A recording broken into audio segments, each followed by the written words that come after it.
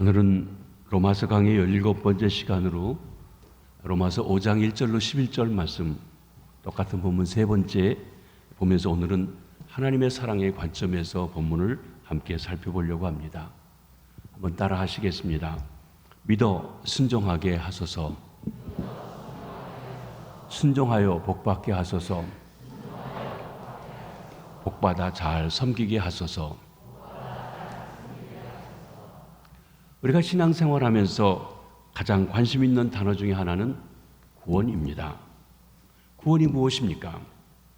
바울 사도는 로마서에서 우리 기독교에서 말하는 구원을 믿음으로 의롭다함을 얻는다, Justification by Faith라고 법적인 용어로 설명하고 있습니다.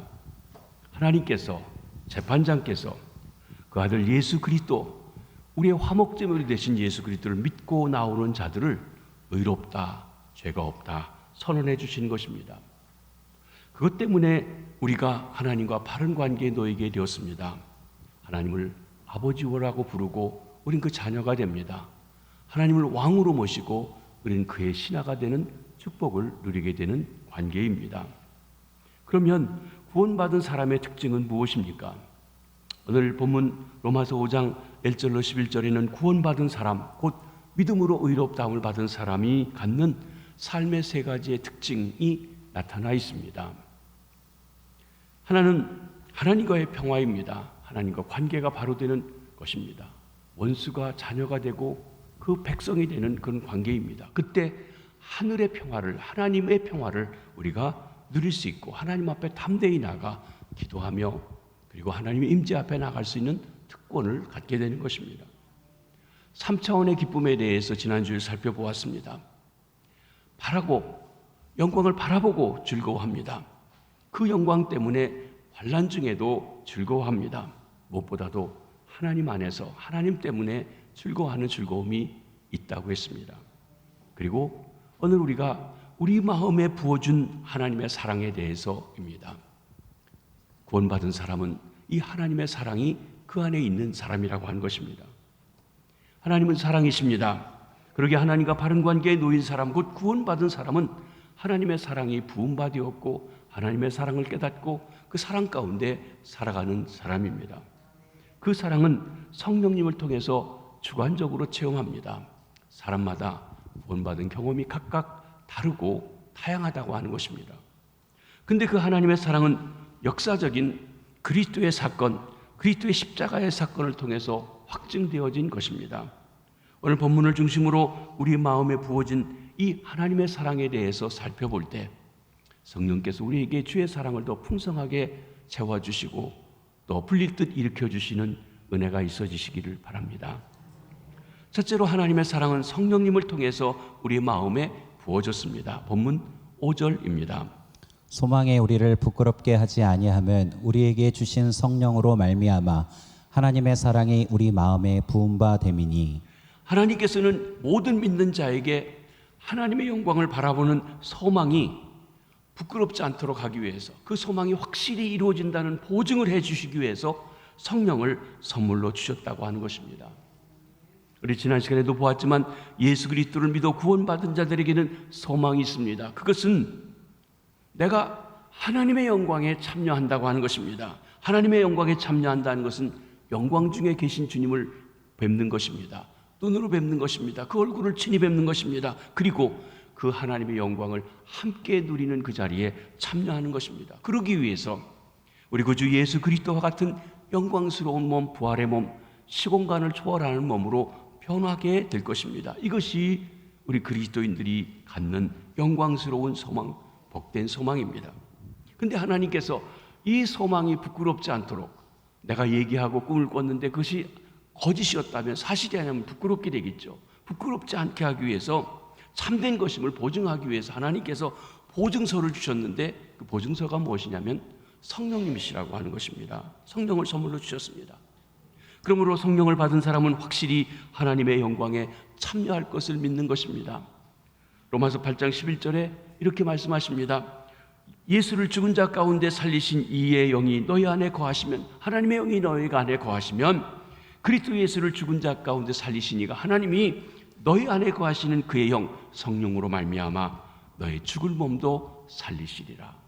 여러분, 하나님이 우리를 살리시는, 죽어서 땅에 묻혀서 시체가 다 부패하고 없어졌어도 살리시는 그것은 우리 안에 있는 성령님의 생명의 씨로 말미암아 되어진다고 말씀하신 것입니다. 성령님은 우리가 하나님께 의롭다 하심 받을 때, 구원받을 때 믿는 자에게 주어진 것입니다. 과거 어느 한순간에 이미 주어진 것입니다. 우리에게 주신 성령으로 말미암아라고 해서 여기 주신이라고 하는 단어는 우리 신약성경을 기록한 헬라어에서 에오리스텐스라고 하는 시제입니다. 이 시제는 한국 문법에는 없습니다. 영어에도 없습니다. 헬라어에 나타나는 독특한 시제입니다. 과거 한때 이루어졌어요. 다 됐어요. 더 이상 반복되지 않는 것입니다. 십자가에 예수님이 죽으셨다. 그것도 에오리스텐스입니다. 과거에 한때 되어서 있는 것, 끝난 것이에요. 그런 시제예요. 즉 하나님께서 성령을 부어주셔서 성령님이 계속 우리 안에 계신 것입니다. 그 성령님은 과거 어느 한순간에 주어졌습니다. 이례적 사건입니다. 그때 곧 언제냐면 우리가 예수 그리스도를 구주로 믿을 때입니다. 그때 하나님께서 예수 그리스도를 믿는 우리를 의롭다 하실 때입니다. 우리가 예수를 믿고 구원받는 것과 성령님과는 아주 밀접한 관계가 있습니다. 성령님과 믿음의 관계는 어떠합니까? 고린도전서 12장 3절에 보면 성령으로 아니하고는 누구든지 예수를 주시라 고백할 수가 없다고 그랬어요. 내가 들어서 배워서가 아니라 마음속에서 중심으로 예수님 나의 구주입니다, 나의 주님이십니다 라고 고백할 수 있는 것은 성령의 역사가 아니고서는 아니 된다는 것입니다. 또 고린도전서 12장 13절에 보면 우리가 유대인이나 헬라인이나 종이나 자유인이나 다 한 성령으로 세례를 받아 한 몸이 되었고 다 한 성령으로 마시게 하였느니라. 여러분, 한 몸, 그리스도의 몸, 교회, 우주적인 교회에 참여하는 것, 성령으로 세례받은 사람이 그 몸에 들어갑니다. 거기에는 유대인도 성령으로 그리스도의 몸에 속하게 되고 또한 헬라인도 성령으로 말미암아 그리스도의 몸 속에 속하게 되고 한국 사람도 성령으로 말미암아 그 속에 속하게 되고 일본 사람도 성령으로 말미암아 그리스도에게 속하게 되고 한 성령으로, 그리고 한 성령님께서 역사하시는 속에 말씀을 듣고 주님을 찬양하고 예배하는데 영이 하나라고 하는 것입니다. 로마서 8장 9절에는 누구든지 그리스도의 영 곧 성령이 없으면 그리스도의 사람이 아니라. 여러분, 여기 그리스도의 누구냐? 교회 다니는 사람, 철치고가 아니라 하나님의 성령이 그 안에 있는 사람, 하나님의 성령이 그 안에 있어서 예수를 주라고 고백하는 사람이 그리스도인이라고 했어요. 혹 우리 중에도 교회는 다니는데 성령이 그 안에 계시지 않다면 교인은 될 수 있지만 그리스도인은 아니라는 것입니다. 그리스도인 누구라고요? 성령이 그 안에 계신 분이라고 말씀하셨습니다. 요한복음 3장 5절 6절에 보면 사람이 물과 성령으로 나지 않으면 하나님 나라에 들어갈 수 없느니라.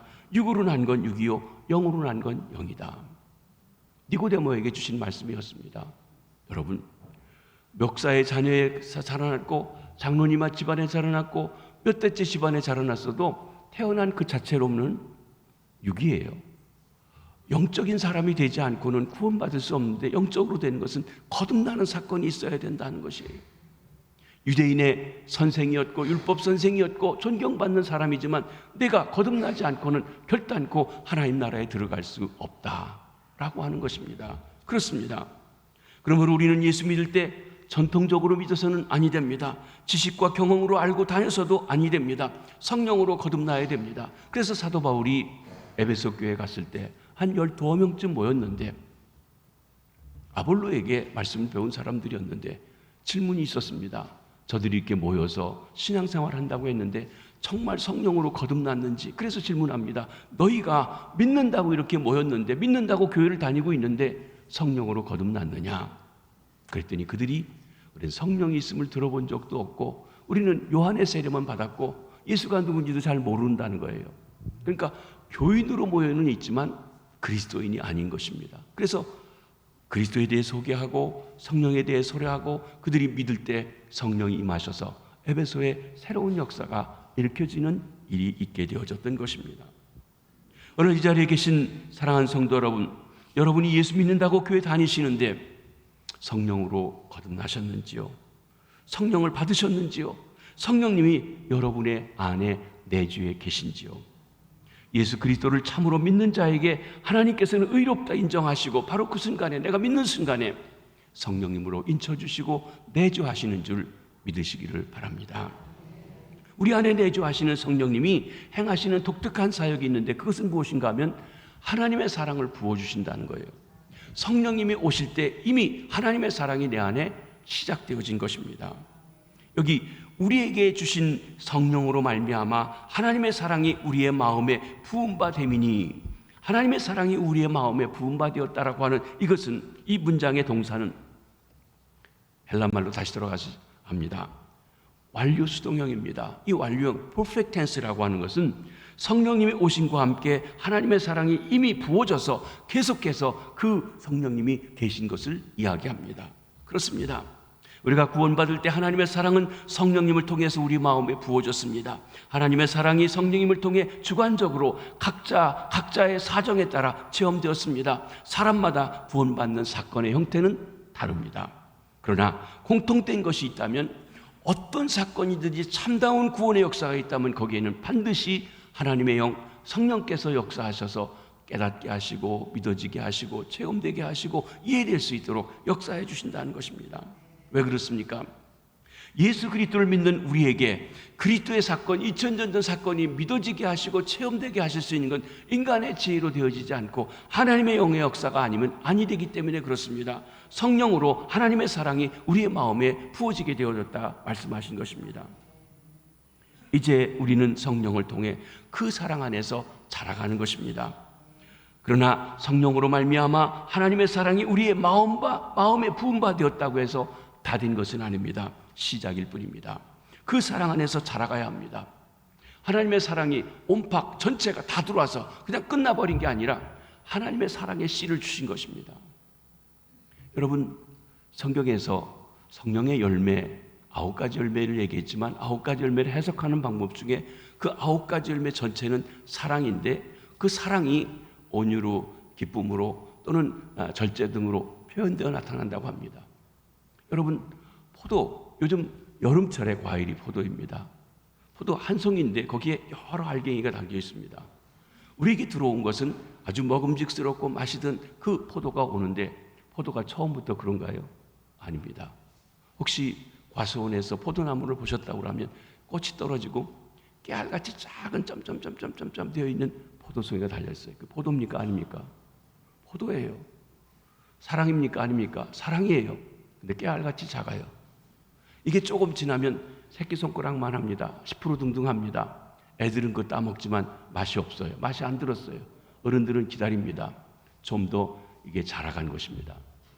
사랑이 있어요. 그렇지만 남이 따먹었을 때 10%하고 제대로 사랑을 느끼지 못할 만하다는 것이 조금 더 커서 더 커졌습니다.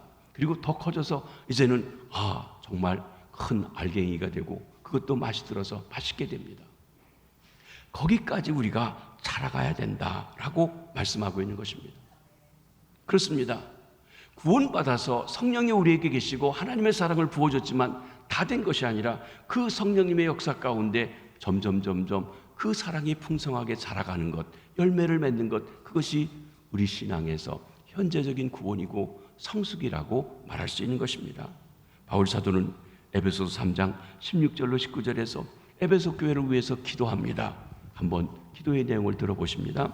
그의 영광의 풍성함을 따라 그의 성령으로 말미암아 너희 속사람을 능력으로 강건하게 하시오며 믿음으로 말미암아 그리스도께서 너희 마음에 계시게 하시옵고 너희가 사랑 가운데서 뿌리가 박히고 터가 굳어져서 능히 모든 성도와 함께 지식에 넘치는 그리스도의 사랑을 알고 그 너비와 길이와 높이와 깊이가 어떠함을 깨달아 하나님의 모든 충만하신 것으로 너희에게 충만하게 하시기를 구하노라. 성령님은 우리 마음에 하나님의 사랑을 부어주신 분입니다. 성령님이 내게 계시다면 하나님의 사랑이 이미 시작되었습니다. 그리고 나아가 성령님은 우리 마음에 부어진 하나님의 사랑이 그리스도를 통해 우리에게 나타난 하나님의 사랑의 크기처럼 그 넓이, 그 높이, 그 깊이, 그 길이에 만큼 자라갈 수 있게 되기를 기도한다고 했습니다. 구원받았으면 다 된 게 아니라 자라가야 된다는 거예요. 성숙해져야 된다고 하는 것입니다. 성령님은 사랑의 영입니다. 성령 충만은 사랑의 충만입니다. 성령의 역사는 사랑의 역사이기도 합니다. 우리는 성령님을 통해 하나님의 사랑을 알고 그 성령님을 통해 그 사랑 안에서 자라가는 것입니다. 가만히 있으면 그대로 있습니다. 그러나 성령님과 인격적인 교제를 하고 성령님이 깨닫게 하시는 말씀, 성령님을 통해 예배, 성령님을 통해 기도, 성령님을 통해 사랑에 실천하면서 살아가게 될 때 우리는 점점 그리스도의 사랑의 넓이만큼, 깊이만큼, 높이만큼, 길이만큼 넓어져 가고 커져간다고 하신 것입니다. 이 시간 성령님 역사, 내 안에 계신 성령님과 예민하게 그리고 우리가 정성을 다해 반응하심으로 우리의 마음에 부어진 하나님의 사랑, 그 사랑으로 충만해지시고 아름답게 여물어 가시는 성숙해지시는 주의 백성들 되시기를 주의 이름으로 축원합니다. 큰 두 번째로 하나님의 사랑은 십자가 위에서 죽으신 예수 그리스도의 죽음을 통해서 확증되어졌습니다. 하나님은 그리스도를 보내기 전에도 우리를 사랑하셨습니다. 우주 만물을 창조하시고 우리에게 주셔서 사랑하셨습니다. 우리에게 공기와 또 여러 가지 하나님이 주셔서 우리를 사랑하셨습니다. 근데 사람들이 깨닫지 못했습니다. 가장 결정적인 확증적인 사랑이 있는데 그것이 무엇인가 하면 그 아들 예수 그리스도를 우리를 위해 보내주신 것입니다. 사랑의 본질은 주는 것입니다. 사랑하는 사람에게 베풀어 주는 것입니다. 요한복음 3장 16절에 보면 하나님이 세상을 이처럼 사랑하사 독생자를 주셨으니 이는 그를 믿는 자마다 멸망하지 않고 영생을 얻게 하려 하심이라. 하나님이 세상을 사랑하셨습니다. 세상에 사는 인류를 사랑하셨습니다. 독생자를 주신 것입니다. 왜냐하면 그대로 두면은 죄값으로 죽고 다 멸망받을 것이 안타까우셔서 우리의 화목제물이 되게 하시려고 우리의 죄를 처리하게 해주시려고 하나님께 나오는 길을 열어주시려고 사랑하신 그 사랑입니다. 그래서 그 십자가를 통해 사람들이 하나님의 사랑을 깨닫게 됐습니다. 우리 주님 예수 그리스도는 나를 사랑하셔서 자기 몸을 주셨습니다. 그러기에 그 사랑을 알고 체험하며 구원받은 이는 이렇게 고백합니다. 사도 바울도 그 사랑을 안 후에 이렇게 고백한 것입니다. 한번 그 고백을 보십니다. 내가 그리스도와 함께 십자가에 못 박혔나니 그런즉 이제는 내가 사는 것이 아니요 오직 내 안에 그리스도께서 사시는 것이라. 이제 내가 육체 가운데 사는 것은 나를 사랑하사 나를 위하여 자기 자신을 버리신 하나님의 아들을 믿는 믿음 안에서 사는 것이라. 십자가를 만났을 때, 십자가의 사건을 체험했을 때 그는 깨닫게 되었습니다. 그것은 이제는 주님이 내 안에 사신다는 것입니다. 그러면 내가 살아가는 삶의 방향, 목적이 무엇이냐? 날 사랑해서 나를 위해서 자기를 버리신 하나님, 그 아들을 주신 하나님, 그 하나님의 아들을 믿는 믿음 안에서 하나님의 영광으로 살아가는 삶을 살아간 것이라고 고백한 것입니다. 우리는 하나님께서 나를 위해 보내주신 예수 그리스도 안에서 하나님의 사랑을 깨닫게 됩니다. 사랑하는 성도 여러분, 저와 여러분에게는 본질적으로 그 사랑이 있습니다. 단지 사랑의 크기에 따라 차이가 있는 것입니다. 사랑하기 때문에 누군가에게 무엇인가를 베풀고 줍니다. 사랑의 본질이 주는 것이라고 하면 나는 무엇을 주고 있는지요? 그 하나님의 사랑은 먼저 하신 사랑입니다. 사랑의 순서입니다. 요한일서 4장 10절에 보면 사랑은 여기 있으니 우리가 하나님을 사랑한 것이 아니요 하나님이 우리를 먼저 사랑하사 우리 죄를 속하기 위하여 화목제물로 그 아들을 보내셨습니다. 내가 하나님을 먼저 사랑한 것이 아니라 하나님이 나를 먼저 사랑해서 찾아오셨다고 했어요. 요한일서 4장 19절도 말씀하십니다. 우리가 사랑하면 그가 곧 하나님이 먼저 우리를 사랑하셨습니다. 우리의 하나님에 대한 사랑은 하나님이 나를 사랑하신 것에 대한 반응일 뿐인 것입니다. 그렇습니다. 우리가 옳고 그르고 먼저 하나님을 사랑했기 때문에 하나님을 우리를 사랑하신 것이 아니라는 것입니다. 우리는 종종 내가 의로우니까, 내가 남보다 나으니까, 내가 괜찮으니까 날 사랑해 주셨다고 생각하는데 전혀 그렇지 않다는 것입니다. 우리가 약합니다. 경건하지 못합니다. 죄인입니다. 원수되었습니다. 그런 우리를 먼저 하나님이 사랑해 주셨습니다. 우리는 어떠합니까? 우리는 누군가가 나를 먼저 사랑해 주면 그때서야 나도 남을 사랑해 보려고 하지는 않는지요. 우리는 사랑을 받아야 겨우 사랑할 수 있는 자리에 있지는 아니한지 아는 것입니다. 그러나 하나님께서는 먼저 우리를 사랑하셨습니다. 그래서 그 아들 예수 그리스도를 죄인이고 원수된 우리를 위해서 보내주신 것입니다. 하나님은 하나님을 알지도 못하는, 알려고도 하지 않는 불경건한 우리를 먼저 사랑해 주셨습니다. 하나님은 죄인된 우리를 먼저 사랑하셨습니다. 하나님은 원수된 우리를 먼저 사랑하셨습니다. 하나님께서 그 아들을 우리의 죄를 위한 화목제물로 보내주신 것입니다. 우리에 대한 그의 사랑을 확증해 주신 것입니다. 사랑하는 성도 여러분, 하나님이 먼저 사랑하신 이 사랑을 체험한 사람들이 곧 그리스도인입니다. 우리 그리스도인들이 이 사랑을 먼저 하라고 우리에게 당부하시고 말씀하십니다. 때로 우리는 세상사에서 있는 권위를 주장하지 말고 먼저 사랑하라고 하십니다. 한국은 유교적인 면에서 장유유서라고 하는데 나이를 앞세우지 말고 먼저 사랑하라고도 하십니다. 일반적으로 부모님들이 내리사랑이라고 부모님들이 자녀들을 사랑합니다. 부모만큼 자녀를 사랑하는 사람이 없습니다. 거꾸로 자녀들이 부모를 사랑하는 것 어림도 없어 따라가지 못합니다. 그런데 우리 가족의 관계에서 이렇게 막혀지는 부분이 있어요. 자녀인데 그게 뭐냐면 며느리하고 시어머니 사랑의 차이인 것 같아요. 자녀들은 다 내리 사랑하는데 이상하게 며느리한테는 날 사랑해라, 날 받들어라, 날 섬겨라 이러고 계신 것 같아가지고 거기서부터 갈등이 오는 경우가 많다는 것입니다. 왜 며느리 얘기만 하냐, 사위 얘기는 안 하고. 저는 사위가 없어가지고 할 자격이 없습니다. 며느리밖에는 모릅니다. 저희 큰아들내가 결혼한 지 얼마 되지 않아서 제가 한국에 오게 돼서 며느리하고 자주 이렇게 시간을 할 수 있는 시간이 없었습니다. 그런데 목사 딸이긴 하지만 그래도 목사라 가정이라 그런지 굉장히 어려워하는 것 같은 느낌을 저희들이 가졌습니다. 그리고 이제 한국에 있다가 미국에 1년에 한 번씩 가는데 굉장히 이제 어려워하고 저희 며느리가 일하는 것이 그 스탁, 그러니까 주식 사고 파는 거 하는데 미국 서부에 있으면서 동부하고 일하기 때문에 새벽 5시면 집에서 나갑니다. 그리고 그러면 동부에 6시부터 일하면 9시부터 같이 이제 일을 하는 좀 일찍 퇴근하는 그런 형태인데 그런데 그러니까 새벽부터 나가서 아마 우리 시아버지 시어머니가 간다 그러면 밥을 뭐 해줘야 되는지 여러 가지 부담이 되기 때문에 그런 것 같아요. 근데 저희가 가 있으면서 저희 집사람이 그런 얘기를 했습니다.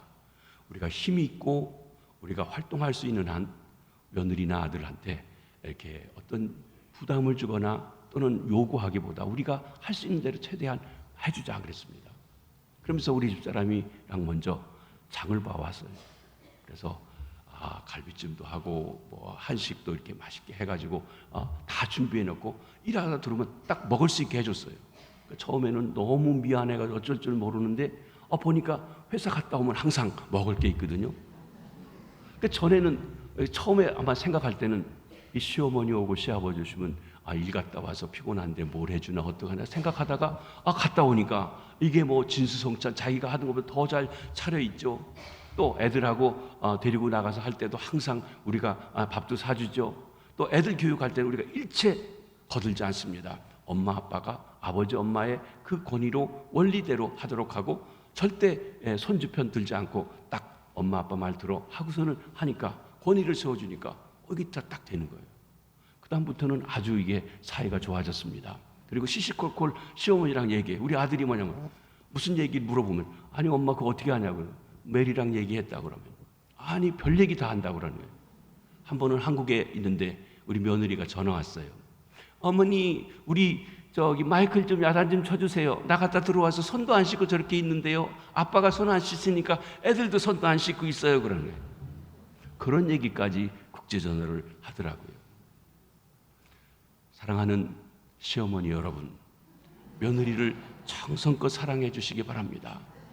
사위한테만 씨암탉 잡아주시지 말고 며느리도 좀 잡아주시고 우리 힘 있는 동안에는 이렇게 잘 하시기 바랍니다. 근데 제가 얘기를 해요. 야, 우리 보험 드는 거다. 나중에 우리 힘 없으면 니네들이 해줘야 돼. 그리고서는 합니다. 여하튼 위에 세 사람이 먼저 사랑해 주라고 하셨습니다. 먼저 하신 하나님의 사랑을 깨달아 먼저 사랑하기 시작하는 우리 성도님들 가정 되시길 바랍니다. 남편이 먼저 사랑하십시오. 부모님의 자녀를 먼저 사랑하십시오. 그렇습니다. 또한 하나님의 사랑은 죄인을 사랑하신 사랑입니다. 사랑의 대상입니다. 하나님이 먼저 우리를 사랑하실 때 우리의 모습이 어땠습니까? 6절에 보면 연약한 자라고 했습니다. 우리가 아직 연약할 때 기약대로 그리스도께서 경건치 않은 자를 위하여 죽으셨도다. 여기 연약한 자라고 하는 것은 하나님을 알지 못하던 때를 가리키는데 뒤에 나오는 경건치 않은 자입니다. 하나님 없이 자기 마음대로 살아가는 자입니다. 즉 하나님께서 하나님을 알지도 못하고 하나님 없이 자기 마음대로 내가 내 인생의 주인인데 내 마음대로 산다고 살아가는 그들을 아나무인처럼 살아가는 우리를 먼저 사랑해 주셨다는 것입니다. 이런 자를 살리려고 독생자를 보내사 십자가에 처절하게 죽게 하신 것입니다. 또한 하나님은 먼저 우리를 사랑하실 때 그때 우리는 죄인이었다고 했습니다. 8절 말씀해 보십니다. 우리가 아직 죄인 되었을 때에 그리스도께서 우리를 위하여 죽으심으로 하나님께서 우리에 대한 자기의 사랑을 확증하셨느니라. 죄인이라고 하는 이 하말티아라고 하는 단어라고 하는 것은 어떤 목적에서 벗어난 것을 얘기합니다. 하나님이 우리 인생에 대한 목적을 가진 데서 벗어난 사람이 죄인입니다. 방황하고 있는 거죠. 자기는 열심히 아주 의미 있게 산다고 하는 하나님 보실 때는 방황하고 있습니다. 아담과 하와의 범죄로 시작된 인간의 전적 타락한 것, 부패성으로 죄에서 벗어나지 못한 사람의 모습이 죄인이라고 했습니다. 하나님은 바로 이런 죄인을 위해서 돌아가셨습니다. 주께서도 이 땅에 오셔서 말씀하셨습니다. 나는 의인을 부르러 온 것이 아니로 죄인을 부르러 왔노라. 건강한 자에게는 의사가 쓸데없고 병든 자에게라 쓸데있느니라. 여러분, 우리 병이 들어야 병원에 의사를 찾아가는 것이에요. 이빨이 아파야 치과를 가는 거예요. 눈이 나쁘니까 안과를 찾아가는 것이에요. 심장이 나쁜 때 심장 내과를 찾아간다는 것입니다. 물론 요즘에 의료보험이 좋아져서 2년에 한 번씩은 안 아파도 가서 전체 검진을 받게 하고 전체 검진 받는 것을 통해서 암도 조기 발견하고 어떤 병이 있는지 조기 발견해서 치료하는, 그래서 많이 건강해진 좋은 일이 있습니다. 짝수에 계신 분 아직 안 하신 분 하십시오. 저도 짝수해라 해야 되는데 벌써 어느새 7월이 됐습니다. 조사하셔야 됩니다. 일반적으로 보면 어떻습니까? 아픈 것에 따라서 아픈 그 치료해 주는 의사를 찾아갑니다. 예수님 말씀하십니다. 본인 스스로 의롭다고 하는 사람은 나한테 오지 않는다. 죄인인 걸 알고 죄인인 걸 지적받고 죄 때문에 고민하고 그 힘들어하는 사람이 날 찾아온다. 왜? 나는 그 죄인의 짐을 맡아주기 위해서 온 분이고 치료해 주기 위해서 오신 분이라고 말씀하는 것입니다. 그렇습니다. 사랑하는 성도 여러분, 여러분은 죄인이라고 생각하십니까? 바로 그런 여러분을 위해 예수님께서 십자가에 달려 죽으셨습니다. 내가 죄인인 걸 깨닫는 것이 은혜 받는 길의 첫 번째입니다. 사실 우리가 전도하면서 제일 힘든 게 뭡니까? 우리가 죄인이고 죽어 마땅한 자리에 있다고 하는 것을 인식시켜주는 일이에요. 그래야 구세주가 필요하고 구원자가 필요한데 내가 죄인이 아닌데 내가 이만큼 당당하게 사는데 왜 나보고 죄인이라고 한다고 하는 것, 그걸 깨닫게 해주는 것이 어렵다는 것입니다. 하나님께서 성령으로 우리가 죄인임을 깨닫게 해주셨다면 그것을 감사해야 합니다. 바로 그런 죄인을 하나님께서 먼저 사랑해 주셨습니다. 또한 하나님이 먼저 우리를 사랑하실 때 우리는 원수라고 했습니다. 10절을 다시 한번 보시겠습니다. 곧 우리가 원수 되었을 때에 그의 아들의 죽으심으로 말미암아 하나님과 화목하게 되었은즉 화목하게 된 자로서는 더욱 그의 살아나심으로 말미암아 구원을 받을 것이니라.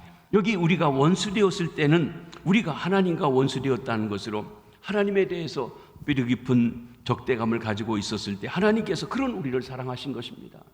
내가 하나님께 관심이 있고 찾아간 것도 아니고 하나님을 알지도 못하고 있는 그것입니다. 육신의 생각은 하나님과 원수가 됩니다. 하나님의 권위에 순종하지 아니합니다. 분개하는 마음을 가지고 있습니다. 그런 원수된 우리를 하나님이 먼저 사랑하셔서 그 아들을 보내주셨습니다. 그리고 그 아들을 십자가에서 처절하게 죽어 화목제물이 되게 하사 그를 믿고 의지하고 나오는 자에게 하나님과 교제가, 관계가 회복되어지고 바른 관계에 놓일 수 있는 길을 열어주신 것입니다. 하나님은 그를 대적하는 원수를 사랑하신 것입니다. 우리 주님께서도 그 자기 십자가에 못 박는 자들을 위해서 이렇게 기도하십니다. 아버지여, 저들을 사하여 주시옵소서. 자기들이 하는 것을 알지 못함이니이다. 그러면서 우리들에게도 원수인 우리를 사랑하신 주님의 사랑을 안다면 내 원수까지도 사랑하며 너를 핍박하는 자를 위하여 기도하라고 부탁하신 것입니다. 하나님의 사랑은 원수까지도 사랑하신 것입니다. 나아가 하나님의 사랑은 구원을 이루는 사랑입니다. 능력이 있습니다. 우린 때로 사랑하지만 그를 변화시키지 못하는데 하나님께서는 그 사랑의 힘으로 변화를 가져다 주십니다. 하나님의 사랑은 갑상동전이 아닙니다. 그 사랑에 능력이 있어 사람을 변화시켜 주십니다. 죄인을 사랑하셔서 의롭다 하십니다. 진노의 대상을 사랑하셔서 축복의 대상을 삼으십니다. 원수를 사랑하셔서 자녀로 삼아주십니다. 경건치 않은 자를 사랑하셔서 하나님을 두려워하고 경외하는 자로 삼아주십니다. 하나님의 사랑은 크신 능력을 가지고 있습니다. 우리가 하나님의 사랑 안에서 얻은 구원은 현재적이며 동시에 미래적입니다. 다시 말씀드립니다. 우리 구원은 현재적이며 미래적입니다. 우리는 이미 already 구원을 받았습니다. 그렇지만 not yet, 아직 완성되지 않았습니다. 그런데 이미 구원을 역사를 시작하신 하나님의 사랑이 또한 그 모든 것을 이루실 줄 우리가 확신하고 믿는다는 것입니다. 오늘 본문 9절 10절이 이를 말씀해 줍니다. 9절에 보면 그러면 이제 우리가 그의 피로 말미암아 의롭다 하심을 받았으니 더욱 그로 말미암아 그의 진노하심에서 구원을 받을 것이니 그랬습니다. 우리는 하나님의 아들 예수 그리스도가 십자가에서 흘리신 대속의 보혈을 믿음으로 그를 믿음으로 의롭다 하심을 얻게 됐습니다. 다른 게 없습니다. 내게 있는 게 아니라 하나님이 보내신 그리스도를 믿음으로 의롭다함을 받은 것입니다. 그리고 현재 우리가 하나님과 바른 관계에 있어서 현재적으로 구원이 시작됐습니다. 온전한 구원이 시작된 것입니다. 그런 이것이 현재적으로 누리는 것입니다. 이 현재 누리는 구원을 우리는 장차올 진노 속에서도 예수 그리스도로 말미암아 같은 주님으로 말미암아 구원해 주실 것을 확신하는 것입니다. 역사의 전국에 진노의 날 곧 하나님의 의로운 판단의 날이 올 것입니다. 모든 인류를 심판대 앞에서 심판하실 날입니다. 천국과 지옥으로 나누기도 합니다. 영원한 지옥에 떨구는 날이기도 합니다. 그런데 이 결산의 날에 하나님의 사랑이신 예수 그리스도를 거부한 사람들은 구원받을 수 있는 길을 스스로 차버렸기 때문에 하나님의 심판, 진노가 쏟아부어질 것입니다. 그러나 그 피로 인하여 의롭다 하심 얻은 이들은 그 결산의 날에도 날 위에 피 흘려주신 그분으로 말미암아 하나님의 진노하심에서 구원을 받게 될 것입니다. 즉 마지막 심판 때에 구원받는 것도 예수님 때문이라는 것이에요. 십자가 때문이라는 것입니다. 미래적인 구원입니다. 하나님의 사랑이 예수 그리스도 안에서 이루어진 것입니다. 그로 말미암아 즉 하나님의 진노에서 구원을 얻을 것입니다. 그분의 죽음으로 하나님과 더불어 화목하게 됩니다. 우리 10절을 다시 한번 보십니다. 곧 우리가 원수 되었을 때에 그의 아들의 죽으심으로 말미암아 하나님과 화목하게 되었은즉 화목하게 된 자로서는 더욱 그의 살아나심으로 말미암아 구원을 받을 것이니라. 하나님의 아들 예수 그리스도께서 십자가에 달려 죽으셔서 화목제물, 즉 하나님과 갈등이 있는 것을 회복하시기 위한 화목제물이 되셨습니다. 그래서 십자가는 하나님과 화목하는 길입니다. 여러분, 하나님과 화목하는 길은 다른 게 없습니다. 어떤 것으로 되지 않습니다. 오직 한 가지 십자가로밖에 화목하는 길이 없습니다. 그래서 우리가 십자가를 강조하고 그리고 강조하고 또 강조하는 것입니다. 십자가에 달리신 예수를 믿는 우리가 원수되었던 하나님과 화목할 수 있게 된 것입니다. 바른 관계에 놓인 것입니다. 현재적인 구원입니다. 하나님의 아들의 죽음이 원수로 하나님과 화목하게 하셨다면 그 아들이 살아나심으로 말미암아서는 더욱 구원이 확실할 것이라고 하신 것입니다. 여기 그의 살아나심으로 by his life 그랬습니다. 구원을 얻을 것이라 미래적으로 얘기했습니다. 여기 살아나심은 단순히 죽음에서 부활하신 것만 말하지 않습니다. 승리하셔서 지금 하나님 보좌 우편에 올라가서 하나님 보좌에서 우리를 위해서 중보하시는 그 모든 것을 가리켜 말씀하십니다. 주님은 죽으신 분이 아니라 지금도 살아서 역사하시는 그의 살으심을 얘기합니다. 그 생명을 희생하여 화목케 하신 분이 지금도 살아서 하나님 앞에서 중보 사역하고 계시니 어찌 진노의 날에 그 진노에서 죄되도록 하지 아니하시겠냐는 것입니다. 여러분, 저와 여러분을 안타깝게 생각하고 우리 작은 신음소리에도 귀를 기울이시고 우리를 눈동자같이 지키시며 우리가 잘못된 길을 할 때 안타까워하며 중보하며 기도하시는 주님의 사랑이 여기 담겨져 있는 것입니다. 그분이 우리를 멸망으로 거꾸로 잘못 가도록 내버려 두시지 않고 반드시 우리를 회복시켜 주시고 구원의 길로 인도해 주실 것이라는 것입니다. 미래적인 구원입니다. 그러므로 우리는 이제 우리로 화목하게 하신 우리 주 예수 그리스도로 말미암아 하나님 안에서 또한 즐거워할 수 있게 된 것입니다. 이 기쁨이 우리에게 있는 또한 그리스도인의 특징이었습니다. 말씀을 정리합니다. 하나님의 사랑은 예수 그리스도의 죽음을 근거하여 성령님을 통해서 우리 마음에 부어졌습니다. 그런데 이 하나님의 사랑이 우리가 서로 사랑하며 그 사랑을 실천할 때 우리에게 온전히 이루어진다고 했습니다. 아까 말씀드릴 때 우리가 예수를 믿는다면 모든 사람에게 사랑이 다 사랑의 씨가 심겨졌습니다. 깨알같이 있든 조금 커져서 손가락만 하든 아니면 커졌든지. 그런데 이 사랑이 점점 커질 수 있는 온전하게 되는 일은 하나님을 사랑하는 것만 아니라 이웃을 사랑함을 통해서 온전케 된다고 했습니다. 여기 요한일서 4장 12절 말씀을 한번 다 같이 한번 읽어보시도록 하겠습니다. 시작. 어느 때나 하나님을 본 사람이 없으되 만일 우리가 서로 사랑하면 하나님이 우리 안에 거하시고 그의 사랑이 우리 안에 온전히 이루어지느니라. 아멘. 하나님의 사랑은 내가 하나님을 믿고 있다면, 예수를 믿고 있다면 이미 부어졌습니다. 그 사랑이 얼마나 크냐, 얼마나 온전한 것 나한테 달려있다는 거예요. 내가 그 사랑을 받아서 어떻게 사랑을 실천하느냐에 따라서 사랑이 커져가고 온전해져 간다고 말씀하신 것입니다. 그렇습니다. 하나님의 사랑은 이미 우리 안에 부어졌습니다. 이제 우리가 서로 사랑하며 하나님이 우리 안에 거하시고 그의 사랑이 우리 안에 온전히 이루어지는 역사를 이루어 가야 합니다. 이 사랑이 온전히 이루어지는 가정, 이 사랑이 온전히 이루어지는 교회, 이 사랑이 온전히 이루어지는 우리 사회, 이 나라, 이 민족까지 책임지고 나가시는 성도님들, 하나님의 사랑을 아시는 성도님들 되시기를 주의 이름으로 축복합니다. 기도하겠습니다. 하나님 아버지,